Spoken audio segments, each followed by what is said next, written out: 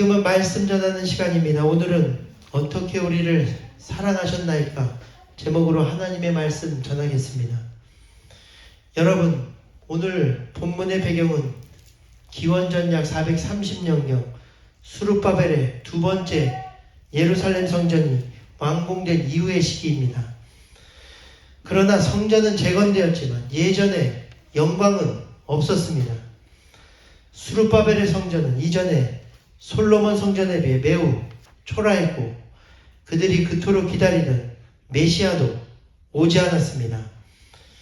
게다가 경제도 계속되는 가뭄과 기근으로 무너졌고 정치적으로도 페르시아의 지배 아래 자치권이 없었으며 신앙마저도 형식적인 신앙과 냉소적인 신앙으로 가득했습니다. 왜냐하면 그 가장 큰 이유가 성전에서 드리는 예배가 망가졌기 때문인데, 당시의 백성들이 하나님이 명령하신 10의 1조를 드리지 않아 제사장들이 생활을 할 수 없었기 때문입니다.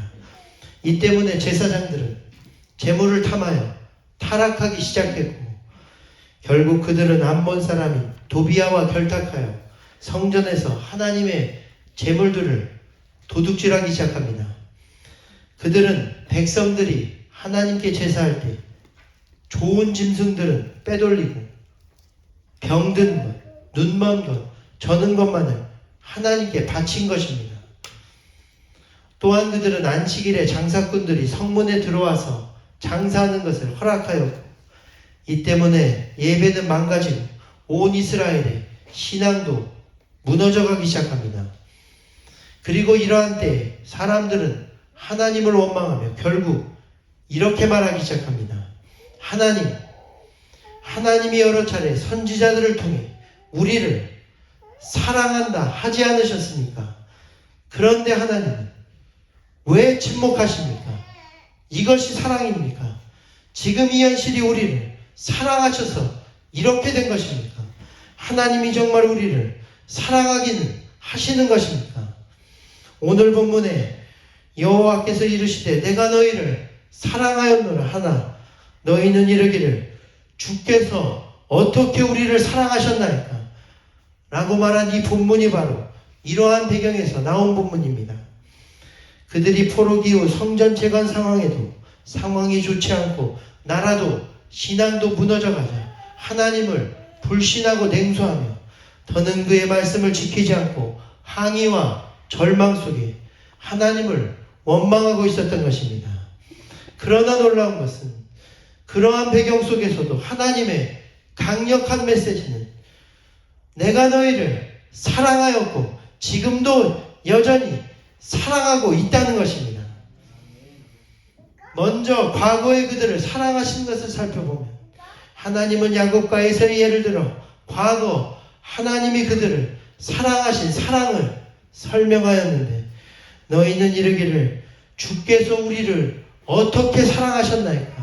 라고 말하지만, 그러나 나 여호와가 말하노니 에서는 마땅히 먼저 사랑받아야 야곱의 형이지만, 그러나 내가 동생인 야곱 즉 아무 사랑받을 조건도 없고 자격도 없는 동생인 너희 야곱의 자손인 이스라엘을 사랑했다는 것입니다. 그리고 결국 오늘날 사랑을 받지 못한 에서의 자손들은 무너지고 황폐하게 되었으나, 사랑을 받은 야곱의 자손인 너희들은 어려움 속에서도 축복의 약속을 받은 백성으로 재건되고 이어져 가고 있으니 그것이 사랑의 증거라고 말하고 있는 것입니다.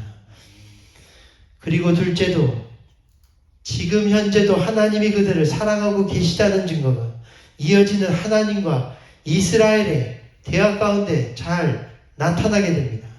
본문 6절부터 하나님이 말씀하신 것은 그러므로 내 이름을 멸시하는 제사장들아, 나 만군의 여호와가 너희에게 이르기를 아들은 그 아버지를 종은 그 주인을 공경하나니 내가 너희 아버지일진데 나를 공경함이 어디 있느냐? 내가 주인일진데 나를 두려움이 어디 있느냐? 너희가 더러운 떡을 나의 제단에 드리고도 말하기를 우리가 어떻게 주를 더럽게 하였나이까 하며 제사를 드릴 때도 눈먼 희생 제물을 드리며 병든 것을 드리니 이제 그것을 너희 총독에게 드려보아라. 그가 너를 어찌 기뻐하겠으며 너를 받아주겠느냐. 너희는 항상 나에게 은혜를 구하면서 너희는 나에게 이같이 행하니 차라리 너희가 내게 제사를 드리지 못하게 너희 중에 성전문을 닫을 자가 있었으면 좋겠도다. 내가 너희를 기뻐하지 아니하며 너희가 손으로 드리는 것을 받지도 아니하리라. 여러분, 사실 이것은 자신을 사랑하지 않는다고 말하는 이스라엘에 대한 하나님의 매우 큰 섭섭함과 아픈 감정과 그러나 그럼에도 그들을 여전히 사랑하시는 하나님의 슬퍼하는 감정에 대한 표현이었습니다.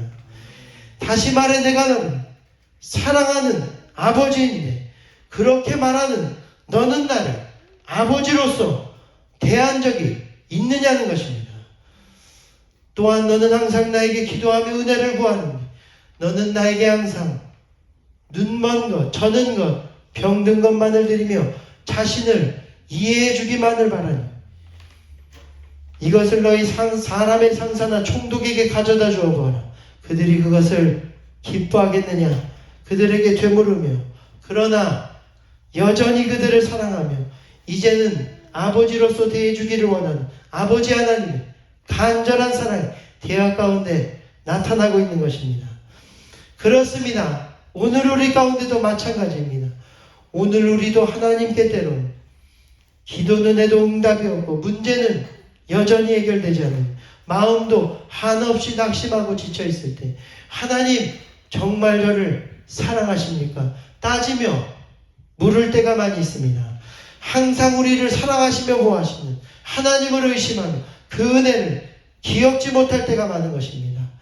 그러나 사실 우리를 어떻게 사랑하셨느냐라는 이 질문에 대한 대답은 이미 성경 전체에 나와 있습니다. 성경 전체에 대한 내용은 우리를 향한 하나님의 사랑입니다. 그래서 예전에도 지금도 앞으로도 항상 변함없이 아들까지도 아낌없이 모든 것을 내어주고 모든 필요한 것을 공급해 주심으로 지금도 우리 가운데 그 사랑은 나타나고 있는 것입니다. 그러므로 그런 주님에게 우리가 해야 할 말은 더 이상 우리를 어떻게 사랑하셨느냐라는 말이 아닙니다. 반대로 주님, 내가 주님의 사랑을 잊어버리고 살았습니다. 현실의 어려움만을 바라보고 핑계대며 신앙의 무기력함 속에 살았습니다. 그러나 이제는 주님을 경외하며 진심으로 예배하겠습니다. 사랑하겠습니다. 최고의 것으로 주님을 섬기겠습니다. 그러니 계속해서 우리를 사랑해 주시고 우리의 사랑도 받아주옵소서 고백해야 하는 것입니다. 그러므로 이제 이후로는 우리가 주님을 사랑하게 되기를 주님의 이름으로 축원드립니다. 병든 것이 아니라 최고의 것으로 하나님을 섬겨야 하는 것입니다. 눈먼 것, 저는 것이 아니라 정성을 다해 하나님을 섬기며 그분께 최고의 예배와 사랑을 올려드려야 하는 것입니다. 그래서 여러분 사실 하나님은 우리에게 그러한 재물을 원하시는 것이 아닙니다. 우리의 감사와 사랑의 마음과 고백을 받기 원하십니다. 우리의 찬송과 예배가 그렇게 되기를 축원드립니다. 말라기 전까지 수천 년간 하나님은 이스라엘을 사랑한다, 내가 너를 사랑한다 말씀하시고 그들을 돌보셨습니다. 저도 자녀가 둘이지만 제가 자녀에게 사랑한다, I love you 라고 말할 때가 많은데 그때에는 제가 듣고 싶은 말이 있기 때문입니다. 그것은 바로 나도 아빠를 사랑해요, I love you too. 바로 그 말입니다. 마찬가지로 하나님이 이스라엘과 우리에게도 성경 전체를 통해 사랑한다 하시는 것은 우리의 사랑의 고백을 듣고 싶어 하시기 때문입니다. 그런데 오늘 이스라엘이 그 말 대신 오히려 언제 당신이 나를 사랑하셨습니까? 되묻자 얼마나 마음이 아프셨겠습니까? 따라서 뒤에 나오는 너희 제물을 이제는 받지 않겠다라는 말은 진짜 받지 않겠다는 말이 아니라 이제 더 이상 나의 사랑을 의심하지 말고 너도 나를 사랑해달라는 것입니다. 여러분, 오늘 종일 팔을 벌려 우리를 향해 구걸하듯 사랑을 원하시는 아버지 하나님의 마음을 깨닫고 그분을 진정으로 사랑하게 되기를 바랍니다. 하나님은 우리의 사랑을 원하시는 것입니다. 우리는 이제 우리의 사랑을 원하시는 그분께 같은 질문이지만 이렇게 물어야 합니다. 하나님 이제 내가 당신을 사랑하기 원하오니 당신의 사랑이 나에게 어떻게 나타나는지 진정으로 알게 해주십시오. 그런데 거기에 대한 가장 큰 대답은 바로 십자가에 달리신 예수님이십니다. 어떻게 우리를 사랑하셨나이까? 라는 질문에 대한 가장 확실한 대답은 하나님께서 자기 아들 독생자 예수님까지도 아끼지 않고 우리 죄를 대속하기 위해 보내셨다는 사실입니다. 여러분, 그것보다 더 큰 사랑이 어디 있습니까? 지옥에서 천국으로 옮겨주셨습니다. 사실 어떻게 우리를 사랑하셨습니까? 라는 질문은 이스라엘 가운데 말라기 이후 예수님이 오신 마태복음까지 약 400년간 그 질문이 계속되었습니다. 그런데 하나님은 때가 되자 그 아들 예수님을 통해 최고의 응답을 주신 것입니다. 예수님은 하나님 자신이자 무엇과도 바꿀 수 없는 아들이었습니다. 그 사랑을 믿고 영접하면 우리는 영생하게 되는 것입니다. 하나님은 성경에서 자신이 사랑하는 이스라엘 백성을 종종 포도원으로 비유합니다. 이사야서에 보면 그들을 위해 포도원의 주인 되신 하나님은 언덕에 포도원을 세우고 돌을 제하며 좋은 포도나무를 심고 망대를 세우고 포도주즙을 짜는 틀을 탔습니다. 그러나 기대와는 달리 결과는 이스라엘이 들포도라는 독이 섞여 있는 나쁜 열매를 맺게 됩니다. 하나님은 사랑으로 포도원에 최선을 다하고 헌신을 다하셨지만 그 사랑이 사랑하는 자기 백성들에게 거부당하고 배신당한 것입니다.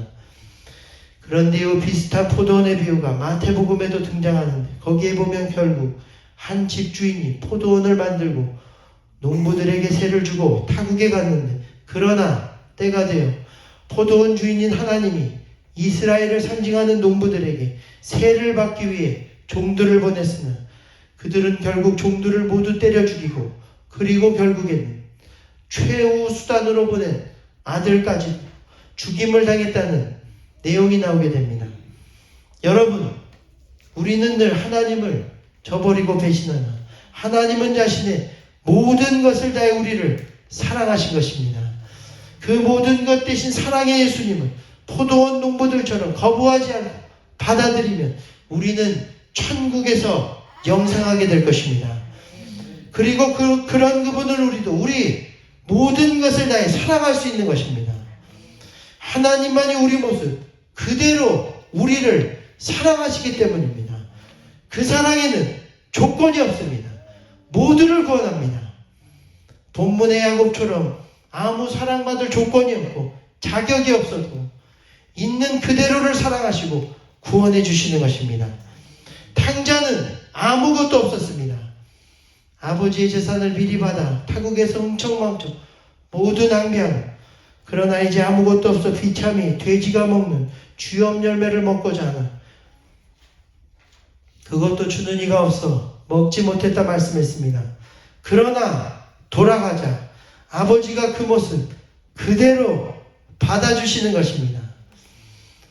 렘브란트라는 화가는 그러한 탕자의 모습을 그렸는데 여기 돌아온 탕자라는 그림에 보면 탕자의 아무것도 없는 모습을 그가 4가지로 그렸습니다. 첫째로 이 그림을 보면 탕자의 머리털이 없습니다. 이것은 엄청난 고난을 한 흔적입니다. 여기서 탕자는 렘브란트 바로 자신으로 말년에 그가 모든 재산과 건강을 잃고 그제서야 하나님 아버지의 사랑을 절실히 깨닫고 돌아온 자신의 모습을 탕자로 비유해서 그린 것입니다. 그리고 둘째는 맨 오른쪽에 있는 형의 모습인데, 성경에도 나와 있듯이 형은 오히려 재산을 탕진하고 동생을 못마땅해 하고 동생에 대한 아버지의 사랑을 오히려 질투하고 있는 모습입니다. 이것은 바로 탕자의 주변 사람 어느 누구도 탕자를 사랑해주는 사랑의 공동체가 없는 것을 의미하는 것입니다. 그리고 셋째로는 가운데 있는 흐릿한 여자의 모습으로, 이것은 당시 흑사병으로 죽은 둘째 부인의 모습입니다. 첫째 부인도 병으로 잃었는데 둘째 부인마저 흑사병으로 잃게 되는 가운데 아무것도 남지 않은 탕자고 렘브란트 자신의 모습을 그려놓은 것입니다. 그리고 마지막 가운데 아무 감정 없는 남자의 모습도 렘브란트 본인의 모습으로 아무 소망 없는 자신의 모습을 통해 그는 다시 한번 자신에게 아무것도 남지 않은 것을 표현하고 있습니다. 그런데 여러분, 여기서 반대로 아버지의 모습은 오랫동안 아들만을 기다린 모습입니다. 특별히 눈을 자세히 보면 눈이 퉁퉁 부어 있는데 밤낮 눈물을 흘려 부어 있는 모습입니다. 다시 말해 오늘 하나님 아버지의 사랑은 사랑해줄 공동체도 없고 건강도 잃었으며 아무것도 없고 아무 소망도 없는 탕자조차 있는 그대로를 받아주시는 사랑이라는 것입니다. 여러분, 오늘 그 사랑이 우리를 살게 하실 줄 믿습니다.